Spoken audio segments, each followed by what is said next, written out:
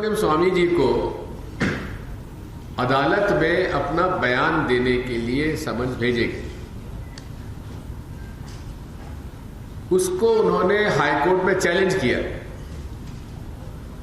और हाईकोर्ट ने स्टे दे दिया।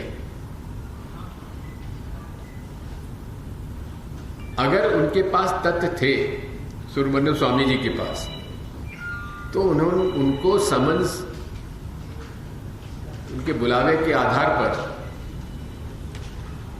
कोर्ट में पेश होना था, बयान देने थे, तथ्य प्रस्तुत करने थे, वो नहीं किए। हाईकोर्ट में स्टे लेने की आवश्यकता क्या थी? केवल दबाव की राजनीति, प्रतिशोध की भावना से झूठे प्रकरण बनाना, ये इनकी आदत बन चुकी है। और ये नेशनल हेराल्ड, जो कि आजादी के संघर्ष में सरदार पटेल, पंडित जवाहरलाल नेहरू, पुरुषोत्तम दास टंडन, आचार्य नरेंद्र देव, रफी अहमद किदवाई और अन्य नेताओं ने 1937 में आजादी की लड़ाई में लोगों को जागृत करने के लिए नेशनल हेराल्ड प्रारंभ किया था और उसके बाद नेशनल हेराल्ड चलता रहा। लेकिन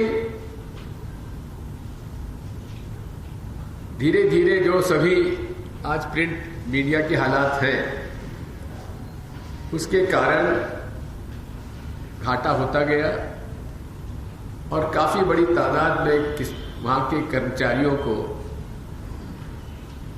वेतन आदि का भुगतान नहीं हो रहा था। इसलिए उनके साथ चर्चा करने के बाद वीआरएस की स्कीम लगाई गई और लगभग 67 करोड़ रुपए जो उनकी देनदारियां थी उसका पेमेंट किया गया और कांग्रेस पार्टी के फंड से उसका पेमेंट हुआ। इसकी शिकायत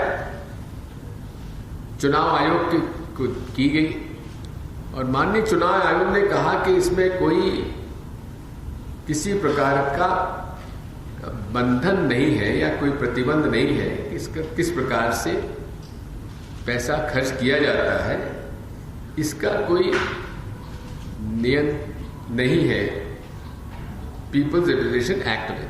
यानी कि उनकी जो प्रार्थना थी वो खारिज कर दी गई। इलेक्शन कमीशन ने खारिज कर दी, इन्फोर्समेंट डायरेक्टर ने खारिज कर दी। एक भी एफआईआर कहीं दर्ज नहीं है, कोई प्रमाण नहीं है।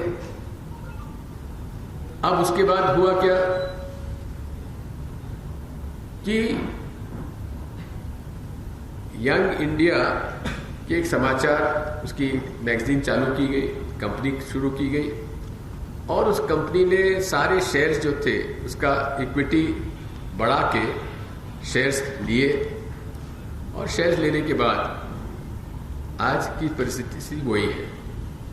इसमें रेगुलरली कांग्रेस पार्टी को छुपाना होता तो वो अपने अकाउंट्स में बताती नहीं।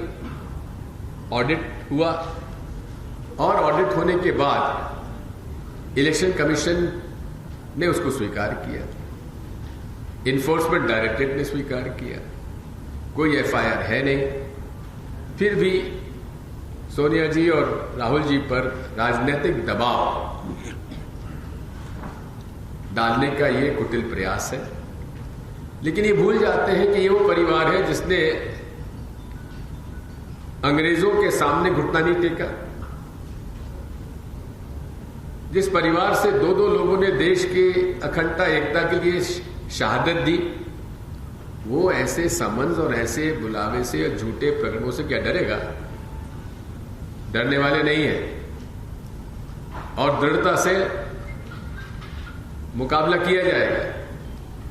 Young India no profit company है, एक भी पैसा निजी तौर पर नेहरू गांधी परिवार के किसी सदस्य ने आज तक न तो एसोसिएट जर्नल पब्लिकेशन से लिया,